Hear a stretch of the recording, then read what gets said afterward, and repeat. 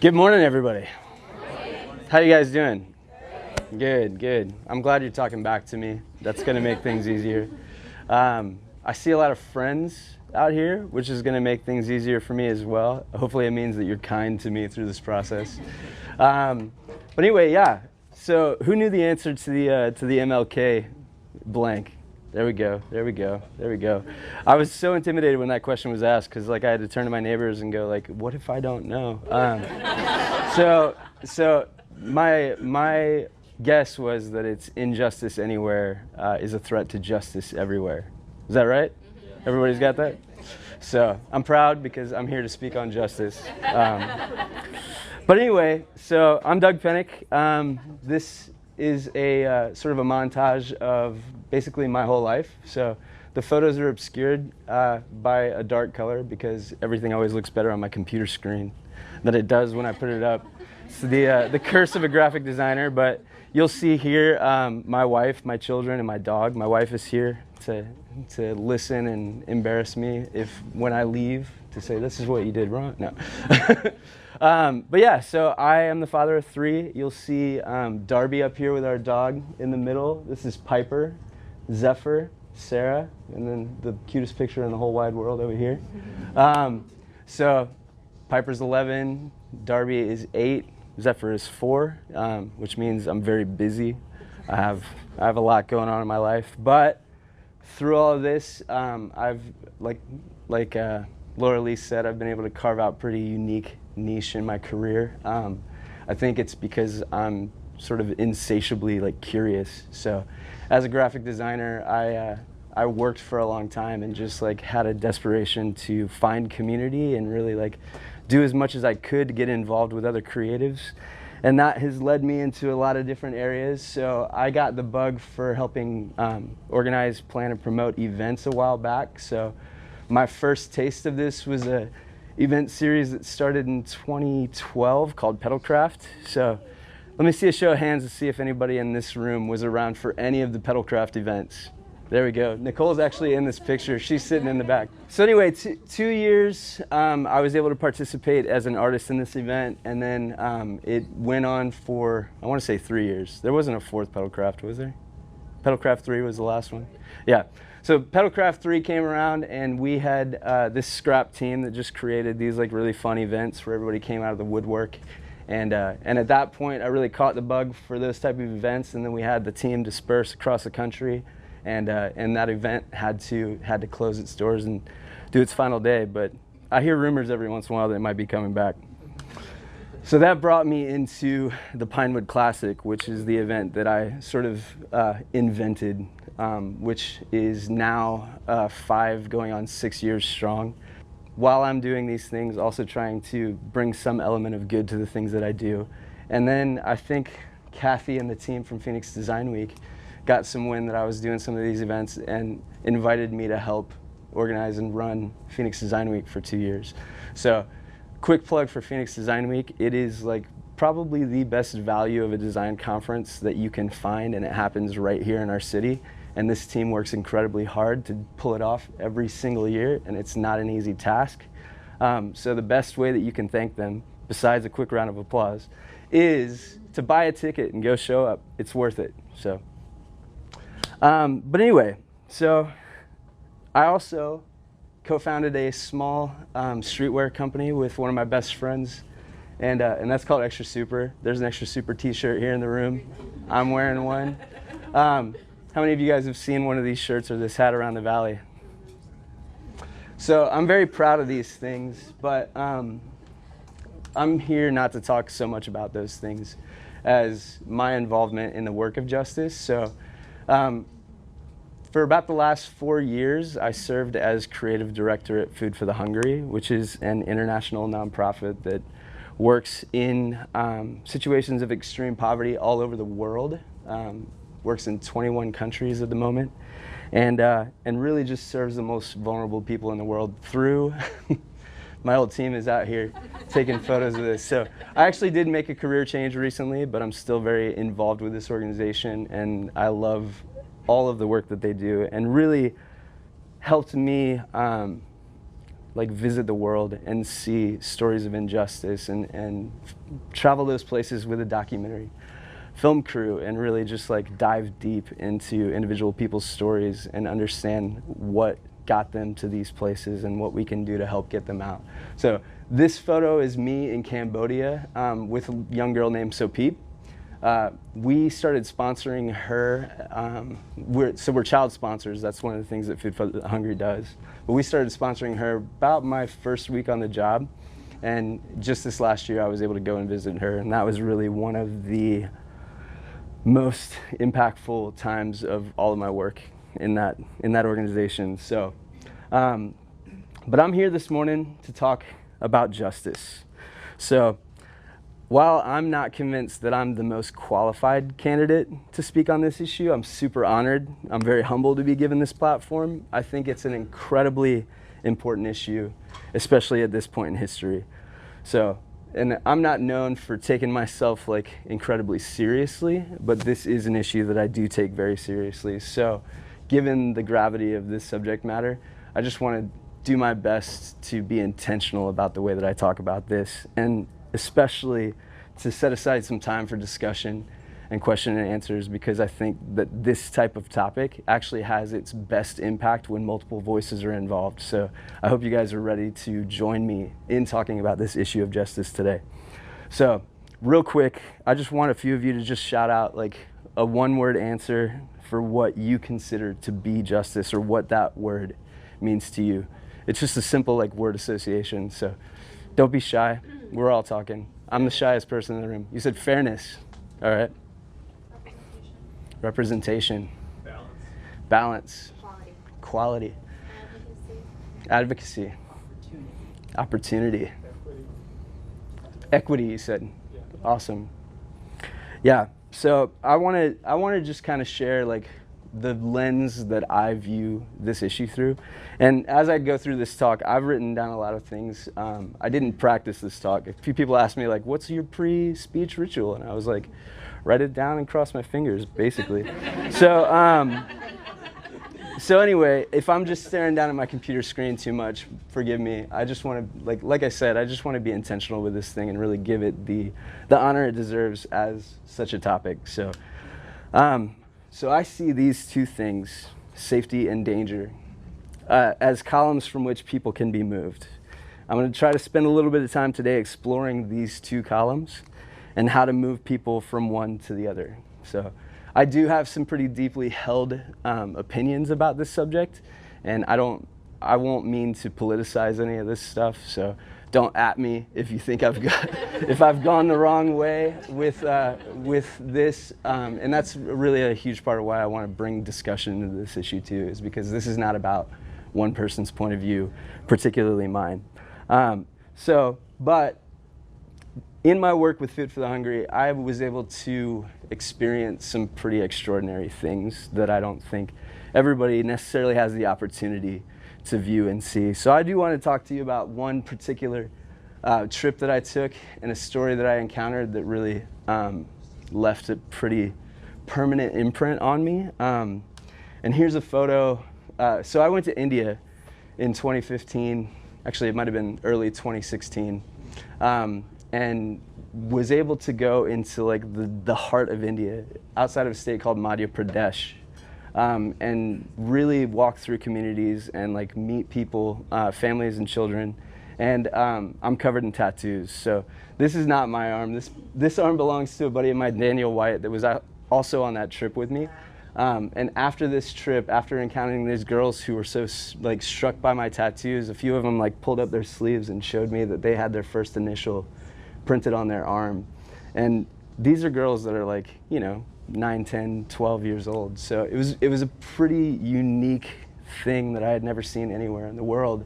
And after my friend Daniel and I came back, we both got our first initial tattooed on our arm with the little dot in honor of these kids that we met. So he was able to go back, and that's why this is not my arm in this photo. I didn't get to go back on the second trip, but he got to go and spend some time with these girls, and has actually like developed a coffee table book to like tell the stories of these people through photos. So I don't know that I have a link for that right now, but I will try my best to like post that on social media when I can track it down from him. He's actually in Rwanda right now doing similar documentary storytelling.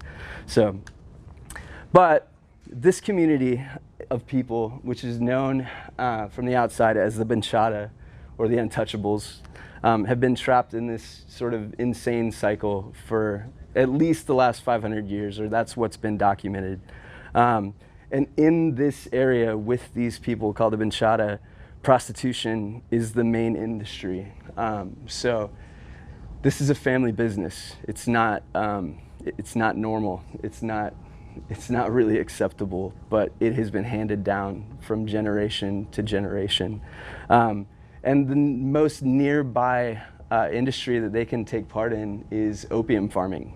So you're kind of choosing between two evils, and I think it's just a tragedy that these people have been trapped in this system for so long. It's heartbreaking to me.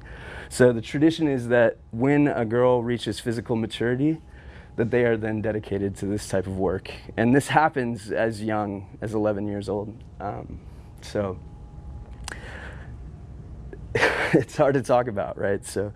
The entire family is involved in this business. So you're talking about brothers and fathers seeking clientele in the evenings so that the mothers and the daughters can be abused by travelers or men in the higher caste. And it's outrageous. So as I was there, it was very difficult for me to process sort of like all of the emotions and feelings that were going through me at the time. I still don't really know what to make of it sometimes. I just know that it's completely and utterly unjust. It's far out. It's the furthest thing from safety for a child, and it has to stop. So the work that we participated in there was through a project called House of Palms. And House of Palms is essentially a rescue home. So we have, community activators, which are trained by Food for the Hungry and a partner organization that go into the communities and basically will do presentations towards families and community members to talk about like the long-term damage and the danger that this puts their families and their children into. And sometimes it's met with like a great response, like we didn't want this to happen, like we have no other options, we have no other choice, this is the only way that we can make money, it's the way that our communities operate. This is a way of life for them. And it's crazy because when you walk through these communities, you still see smiling children, like semi-functional family units that like spend time together and care for each other. But what goes on after dark is just totally wild. So those families who have agreed that like the issue has to stop now, that they have to do something, they have to remove their children from this situation, have agreed to let their daughters go and live at the House of Palms, where they stay until they're 18 years old and they're educated and they're given counseling and they're provided with opportunities. And so this is an image from the House of Palms. This young woman in the front was part of this culture and part of this trade up until the point where she learned about it, and she was already of age and then became one of those community activators that walked back into the communities to talk about the damage that had been done, and now is providing a safe place for these children. So it's an interesting place though, because it's considered bad practice to separate families in the name of progress, right? It's not a permanent solution. It just creates some bigger problems in many contexts. But the team that gathered together and tried to figure out the solution to this thing really was just grasping at straws, I think, for anything that could take people out of this situation and into a place of safety, from danger to safety, moving from column to column. And as a witness to what happened in this place, I really believe that this was the best option in most of those contexts. So they still are nearby the community, in a safe place, in a school, in basically a dormitory, and that's a really great thing. So one of the big problems too facing these communities, because prostitution is still illegal in India, is that the government will come and do raids sometimes. And their response, which is one I don't agree with, but the raids will oftentimes demolish the homes of the people in these communities. So we drove by and saw temporary housing, like tent setups essentially, where they had just moved a little bit down the road to do the exact same thing, in just poor conditions, because it's all that they know. So this is a wild and crazy example. I know it's hard for me to deal with emotionally, but this is just one piece of evidence that I can talk about from my work at Food for the Hungry, where I just saw like wild and crazy injustice and an effort to move people from danger into safety, basically with everything that they knew how to do. So I'm not only here to talk about the Benchada people and these people, but this is the one story that I could really talk about that like identified gross injustice and then made an intervention to move people from from danger into safety. So how many of you guys have heard of Maslow's hierarchy of needs? That's good. I'm actually new to Maslow's hierarchy of needs. So my wife, who's much wiser when it comes to emotional intelligence than I, brought this around to me. But basically it starts at the bottom with physiological needs and moves all the way up into self-actualization. And the theory is that you can't move to the next tier of this pyramid until your needs are met at the previous tier. So physiological needs would be like your biological needs. Like you need to eat, you need to sleep, you need clean water, all of these things. And basically, if those things aren't being met, you can't even try to seek out the other sides of this thing. So one of the things that strikes me is that 40% of this chart can be described by safety and belonging or love. And Maslow wrote in one of his books that we have largely forgotten our deep animal tendencies to herd, to flock, to join, and to belong. And I think this is really important here. So this is one way that you can kind of describe that need for belonging and for safety. So because when these things are stripped away from you, you don't have belonging. You don't have the safety that you need. So these are not learned needs. They're built in. These are the areas where I believe every single person has the capacity to make a difference for somebody else. So if you understand those 40% of your needs are based on belonging and safety, you actually have the capacity to offer that to somebody else and help move them from danger into safety and bring them from column A to column B. So the top of this pyramid is the need for self-actualization, which is kind of, to me, it just sounds like a medical word in some regard. But Maslow said that this is the potential for what a person can become. In Motivation and Personality, which is one of his books, Maslow wrote that musicians must make music, artists must paint, poets must write if they are ultimately to be at peace with themselves. What humans can be, they must be. They must be true to their own nature. This we may call self-actualization.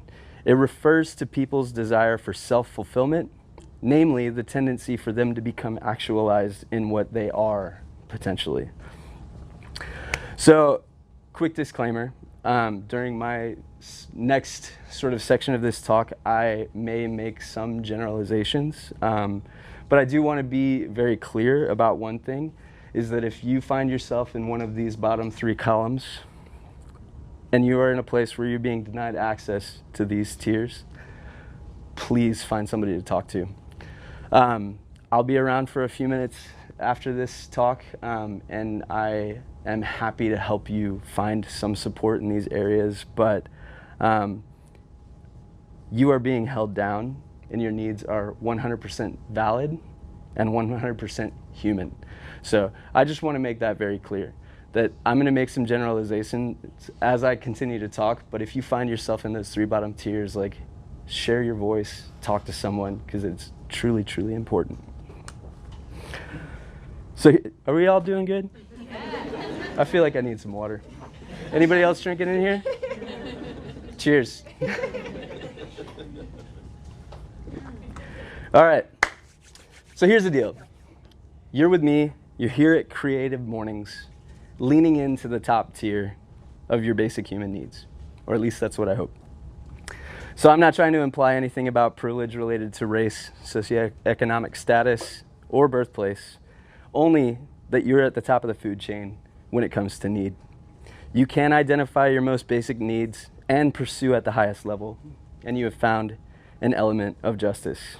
So down there again at those bottom two tiers, organizations like Food for the Hungry, not exclusive to Food for the Hungry, but exist to address those most basic needs. There are literally thousands of organizations like this doing critical work to address the bottom level.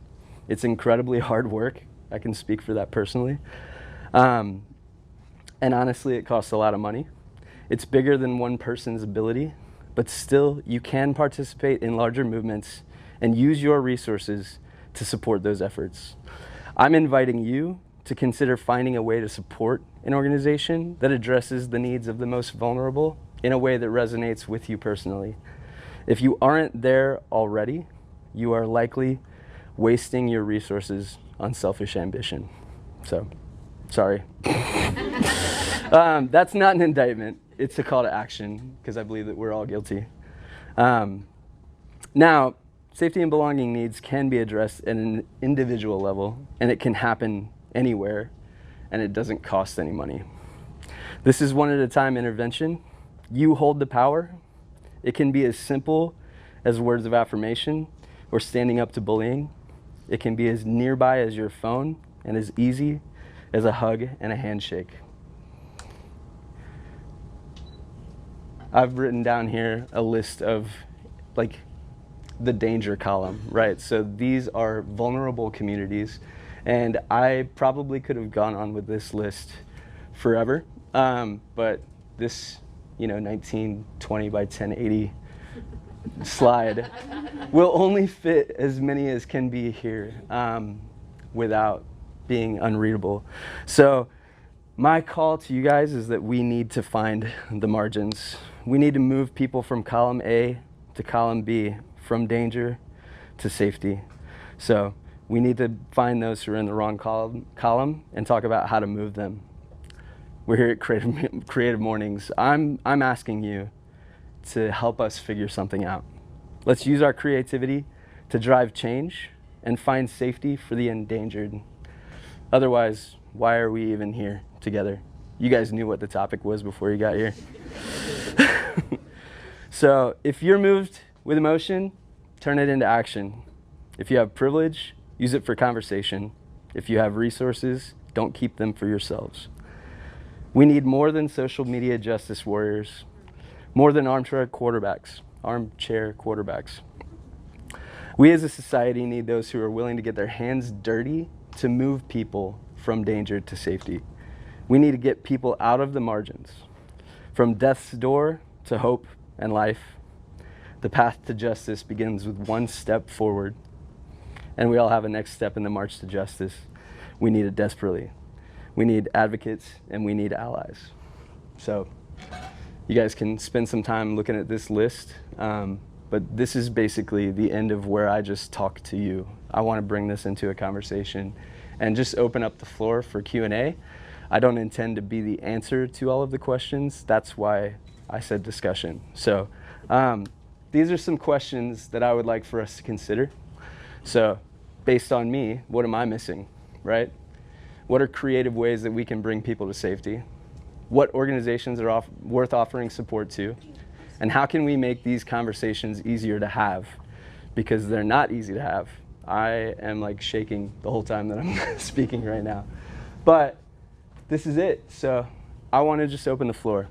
So I have a mic on, he's recording, so if anybody asks a question, I'm just going to repeat that question back and then just let it go. So don't get weird. I don't mind silence. Go for it. I'm just looking at that last question. How can we make these conversations easier to have? I don't know that we can, or that necessarily should be a goal. I think the goal maybe is how do we get comfortable with the discomfort of these conversations? Sure. How do we embrace the awkwardness and the heart pounding that comes with standing up to someone who's doing something unjust before our eyes? How do we get comfortable with getting on the phone and calling our senators and our congress people? I don't do that. Yeah. But it's something that I know I should do. So how do I personally get comfortable with that discomfort? So I think it's less about making it easier, because none of this is an easy Sure. path. The path to justice is rough. Yeah. So how do we just brace ourselves for that? Yeah, so maybe I could have written it better. Like, how do we, how do we make them more available, right? Yeah. You wrote it great, but it's, yeah, that spawns the conversation right there. But how do we just embrace that discomfort? Yeah. So, I mean, I think one thing that we can do as creatives, like, especially, like, I look around this room and I see, like, developers and designers and creative directors and copywriters. You know, like, I wish I could remember the name of this application, but a while back I got this, like, text application that would basically, as soon as there was a new piece of legislation or a new thing for you to vote on, it would just text you within your district and say, here's who's running, here's some information about it. And so those are just incredibly creative ways to make that thing more available to, like, our societies and communities and more active, because it can be very overwhelming. I mean, like, that's overwhelming, right?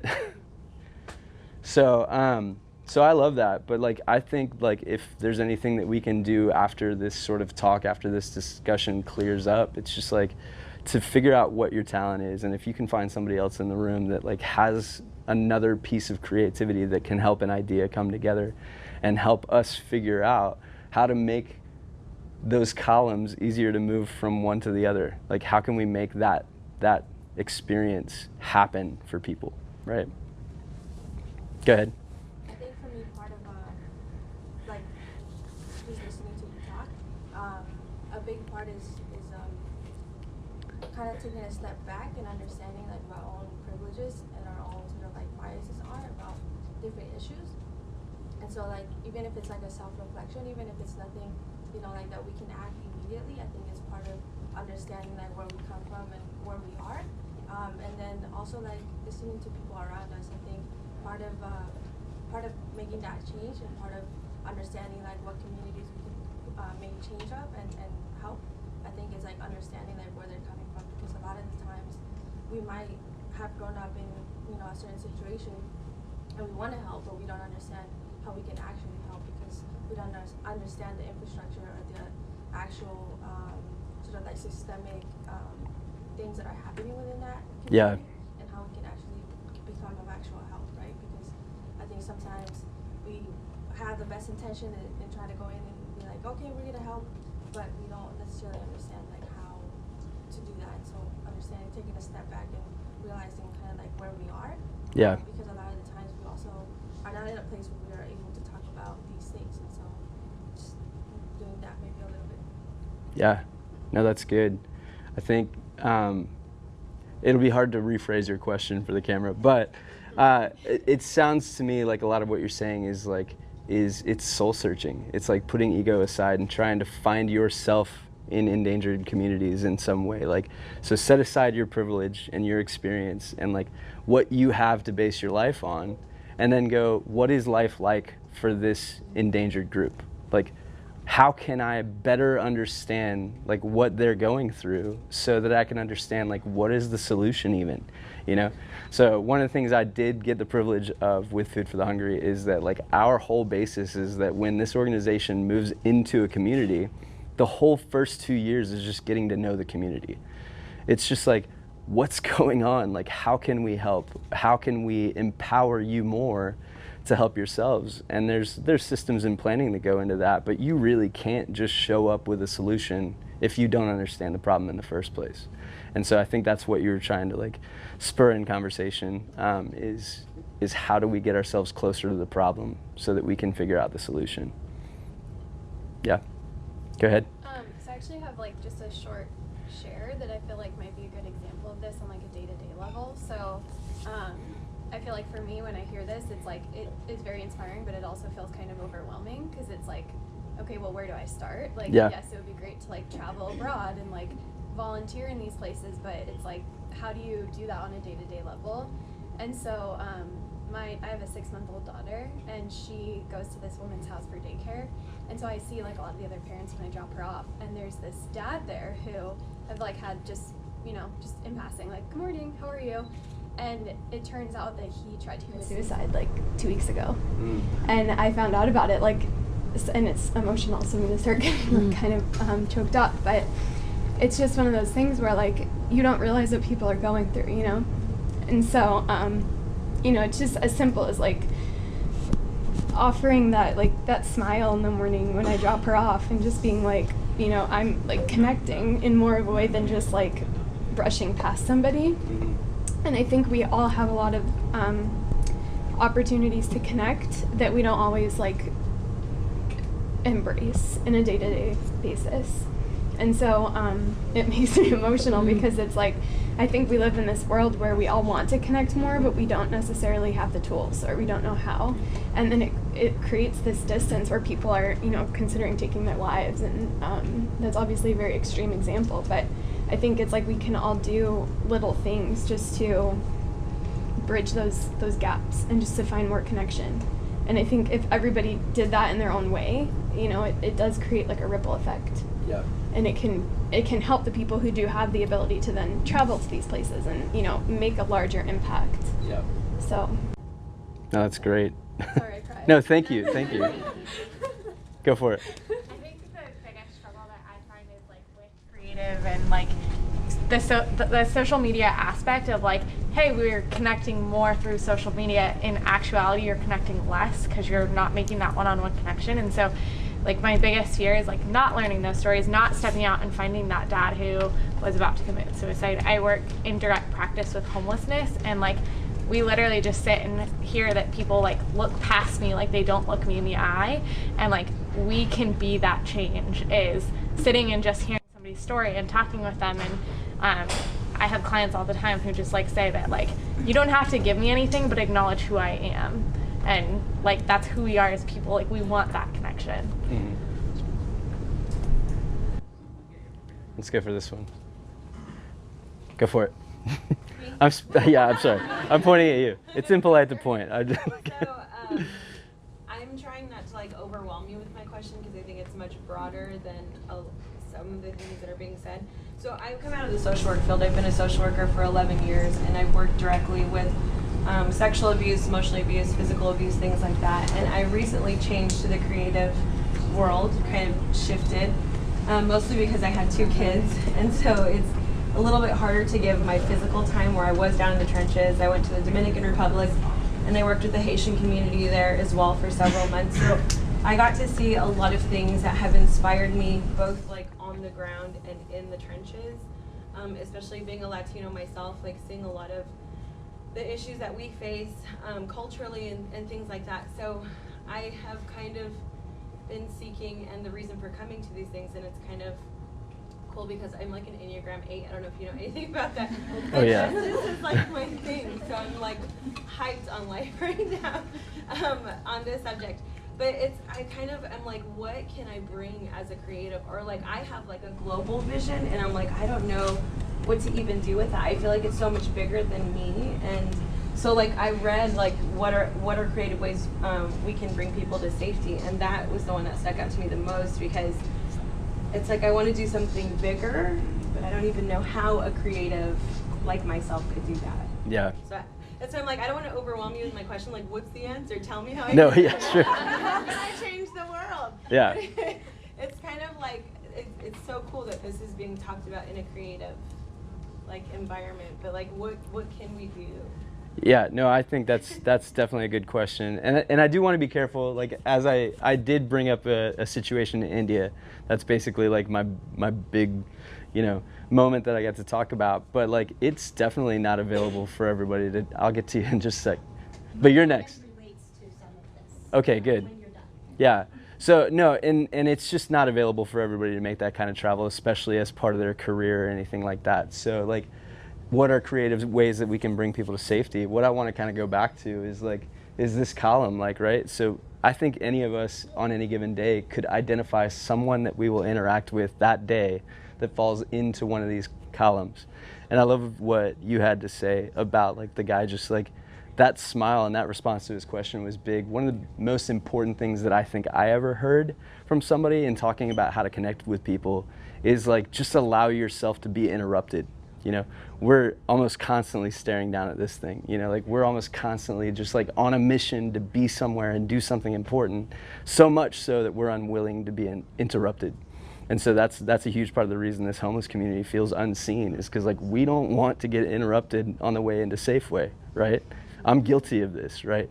So I just would say like one thing to be very intentional about is just like allowing yourself to be disrupted and interrupted in the middle of your day by people in the danger column. So go ahead. Yeah, so I had wanted to comment off of the idea that you can't all be traveling to get out to these places, and to remind everybody of how much injustice is happening right around us. Mm-hmm. Sitting in this spot here, around the corner, is the Phoenix Indian School, a site of a century of injustice that's still reverberating through the Native community. And you can go to the Phoenix Indian School Visitor Center and learn all about that history.